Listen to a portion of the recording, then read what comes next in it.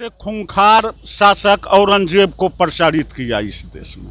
56 वस्तु पर वो टैक्स नहीं लेता था। अरे अंग अंग निजीकरण करके सबको काटा जाएगा, महंगा माल गुजारी कर तेरे घर आंगन को बांटा जाएगा। कानून वापस करना होगा, करना होगा, करना होगा। किसान विरोध। नमस्कार, आप देख रहे हैं न्यूज 4 नेशन। मैं हूं कमलेश कुमार।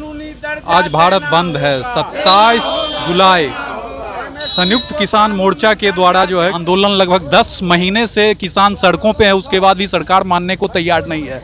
उसी के समर्थन में ये लोग जो है किसानों के समर्थन में भारत बंद का आह्वान किए हैं।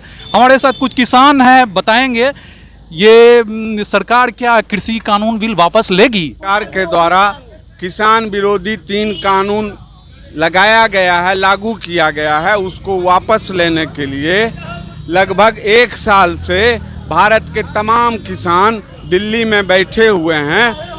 उनसे आपस में कृषि कानून को वापस करवाने के लिए उनके समर्थन में हम लोग लोहिया चौक पर भारत बंद के समर्थन में सरकार वापस ले अथवा नहीं ले, किसान लड़ने के लिए तैयार हैं और जब तक वापस नहीं तब तक लोग सड़क पर रहेंगे। देश भर के लोग हैं। हम बड़हिया से अपनी उपस्थिति प्रथम बार दर्ज करा रहे हैं।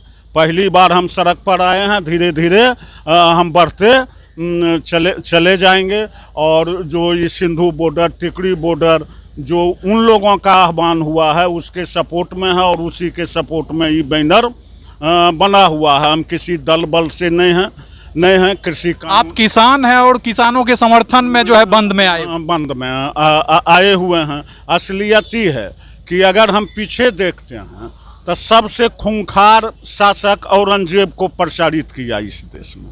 56 वस्तु पर वो टैक्स नहीं लेता था।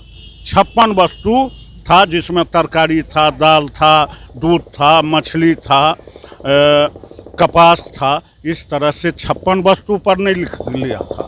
और मुस्लिम शासक को अगर हम लेते हैं तो शाहजहां एक बार अपना कागज पत्थर उलट रहा था, वहाँ से देख रहा था, एक गांव से कुछ ज़्यादा टैक्स आ गया था।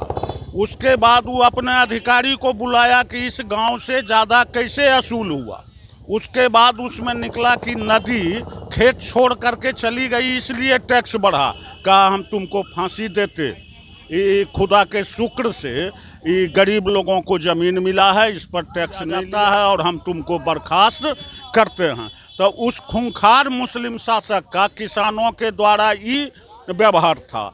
और प्रसिद्ध इतिहासकार जदुनाथ सरकार ऐसा बताते हैं, H.C. हिल्स बताता है कि 17वीं 18वीं सदी में 1764 में उसका राइटिंग है कि भारत के किसानों की स्थिति दुनिया में सबसे बढ़ के थी। न जर्मनी का किसान हमारे बराबर था, न फ्रांस का किसान हमारे बराबर था। और ये आज सरकारी सुनने को तैयार नहीं है, जबकि 700 किसानों का वहाँ देहांत हो गया है। वो शहीद हैं और उनको श्रद्धांजलि देते हुए हम अपनी बात समाप्त करते हैं। आंदोलन को आगे जारी रखा जाएगा। ये पहली बार हमारी उपस्थिति है। मतलब जब तक कृषि कानून वापस नहीं होगा आंदोलन अनवरत जारी रहेगा। जारी रहेगा। हम लोग सिंधु टिकरी बॉर्डर को फॉलो करेंगे।